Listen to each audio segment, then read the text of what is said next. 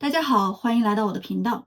现在正是中国农历春节的时候，这一期节目我想从年夜饭上的一道菜说起，带着大家从汉字腊和长出发，一起看一看这两个汉字为什么这样写，也看看这些汉字背后藏着怎样的中国文化。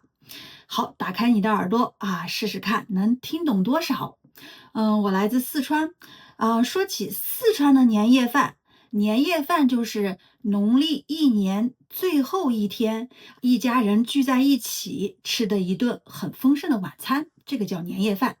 说起四川的年夜饭，很多人会想到水煮鱼回锅肉但是我觉得在很多四川家庭里，最有年味儿的一道菜应该是腊肉香肠拼盘儿。就是把腊肉和香肠切片儿，同时摆在一个盘子里，这样一道菜。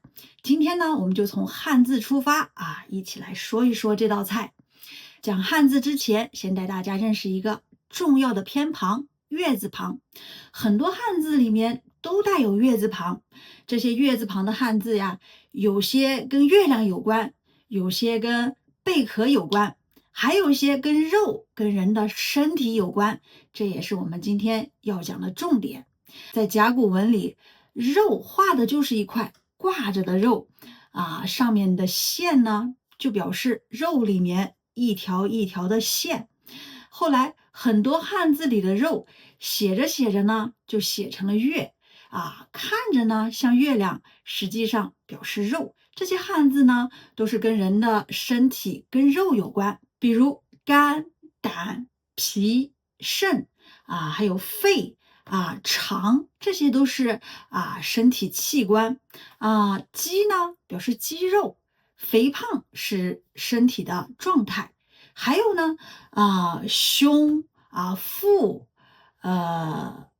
膝盖，还有胳膊腕儿手腕，这些都是身体的部位。你看，古人把对肉和身体的观察都写进了汉字里。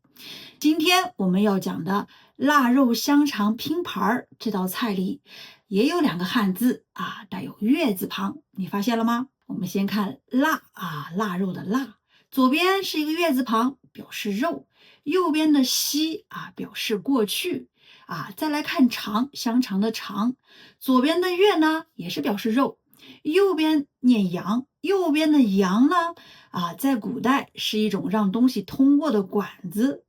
那为什么这两种食物里要用到腊和肠这两个汉字呢？我们一起来看一看它是怎么制作的，你就明白了。四川的腊肉和香肠怎么做呢？在传统的四川家庭里，腊肉和香肠一般在冬至以后开始制作，因为冬至以后天气比较冷，肉不容易坏制作腊肉和香肠一般有3个步骤。第一个步骤呢是腌制，第二个步骤是烟熏，第3个步骤是风干。好，我们先来看第一个步骤，腌制腊肉和香肠在这一步里有一点不同。制作腊肉用的是带皮的猪肉把猪肉切成大大的长条，把花椒、陈皮、八角打成粉末和盐混合在一起，均匀的抹在肉上，然后呢腌制1周。腌制就是静静的放着让调料进入肉里，肉也会变得更香。香肠呢，在腌制之前，先要制作肠衣。肠衣呢，就好像是一件薄薄的衣服，把肉呢装在里面。好，肠衣呢是怎么制作的呢？传统香肠的肠衣用的不是塑料，而是牛、羊、猪的小肠。先把小肠翻过来，撕掉肠壁上的脂肪，用刀的刀背呢，轻轻的把肠壁刮干净，洗几次再刮一刮，让小肠变得薄薄的，变得很透明。制作香肠的肉要切成小条或者小片儿肥瘦相间，再加盐、辣椒、花椒来腌制。腌制好的肉装入肠衣中，一节一节的绑起来。吃的时候呢，一段一段的切下来。第二步，烟熏。四川人会用柏树枝来熏肉，柏树枝烧起来有特别的香味儿，而且柏树枝烧起来火不会很大，不会很猛，而是慢慢的冒烟带着香味儿的烟一层层的包住肉香味儿进去，水分出来，肉也变得更干更香。为什么一定要熏肉呢？因为在四川天气非常的潮湿肉如果不熏，肉不干的话，就很容易长白色的毛所以烟熏不只是为了让食物更香，也是为了让食物更容易保存。好，第3步，风干烟熏好的腊肉和香肠还要放在通风的地方继续风干，让水分继续变少让肉变得更干，也更容易保存。现在我们已经知道了四川的腊肉和香肠怎么制作的了我们再回头看看这2个汉字，腊肉的腊，左边的月表示肉右边的西表示过去。腊肉真的是一块经过时间慢慢改变的肉香肠的肠，左边的月也表示肉，右边的羊呢在古代是一个让东西通过的管子，在古人眼里，肠也是让食物通过的地方，香肠也真的是把肉塞进了小肠里你会发现这些名字不是随便起的，做法早就写在了汉字里。回到年夜饭的饭桌上，四川的腊肉和香肠应该怎么吃呢？吃之前，先把腊肉表面那层焦黄的皮用刀轻轻的刮干净、洗干净。最常见的吃法呢是蒸着吃，蒸好以后切片摆在盘子里，这样吃呢味道会比较的浓也会稍微咸一点。还可以煮着吃。煮好以后切片摆在盘里，因为在水里煮过，所以味道会淡一点，不会那么咸。还可以跟蒜苗或者青椒一起炒着吃。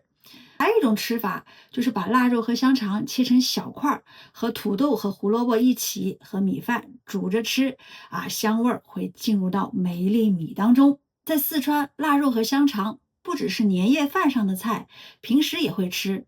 它既是过年的味道，也是日常生活的一部分。那你有没有想过，腊肉和香肠为什么可以保存这么长时间呢？现在我们怎么保存食物可以把食物密封，可以在食物里放上干燥剂，也可以把食物放进冰箱来冷藏或冷冻食物。在没有冰箱的时代他们如何保存食物呢？一个是腌制，把盐或者糖抹在食物的表面，让水分出来。还有就是风干让食物的水分减少，水少了，食物就不容易坏。还可以烟熏，通过烟熏让水分变少。还有发酵，在菌的帮助下让食物慢慢的发生变化，同时也不容易变坏。我们再来看看腊肉和香肠的制作用到了哪些人类保存食物的古老智慧呢？首先是用盐腌制，让水分出来，然后呢烟熏呢让食物变得更干，最后是风干，把食物挂在通风的地方，让时间和风继续作用食物变得更干，也更容易保存。普通的肉变成了美味的腊肉和香肠，但真正改变味道的不只是盐不只是烟和火，而是时间。时间是造就美味的真正高手，但是需要人类去发现和利用它。当我们在四川的年夜饭桌上看到这道菜时，它不只是好吃的肉，也是季节、烟火和时间一起做出来的味道，是很多家庭一代代传下来的生活记忆。